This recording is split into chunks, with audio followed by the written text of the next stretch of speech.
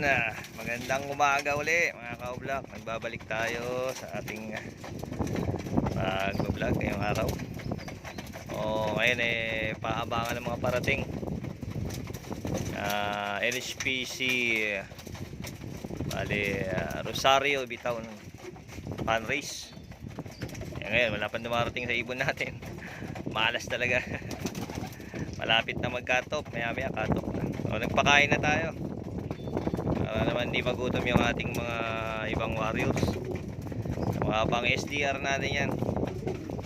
South natin yan, mga pangkarera. So sana pala rin man lang sa south, hindi man pala din ngayong norte. Ang dami na ito, ang dami nating mawalain. Yan, puro barako na lang tayo dyan. Okay, kain. Meron tayong pinakawalan. Ewan ko ba to kung kailan papasok to.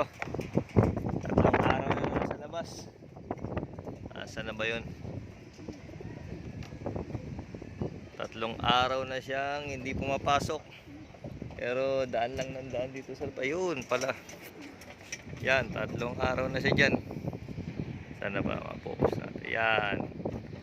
Yan, yung bluebird na yun. Siya yung pinakahuling YB. Aking binread, nagsusolo lang siya. Solo lang na namisa. Problema, hindi pa pumapasok yan. 3 araw na yan dyan. Unang labas niya, hindi na bumalik. Super ilap. Yan. Nadapo niya, tapos tatanawin niya lang dito yung kanyang kulungan. Ayan. Dito yung mga kasama niya. Hindi na siya pumapasok. Ay, nako. Ito na nga ang update. Nagkaroon tayo ng bubong dito. So pag nag-aabang tayo, hindi tayo maarawan. May bubong, ang problema. Yung inaabangan, wala pa. Parang mas maganda pa yata na naiinitan tayo sa pag-aantay. Kasi ngayon, ako po sila, medyo lumawak yung ating tambayan. Ayan, papakita ko sa inyo. Tambayan sa rooftop ng loop. Ayan yung ating loop.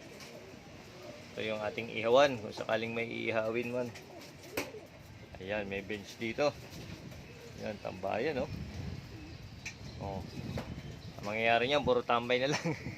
Walang pauwi. Alas 11 pasado ang cut-off natin ngayon. Tingnan natin kung makapagpauwi tayo. Yan, ganito na lang mga ka-vlog. Magandang umaga sa inyo lahat.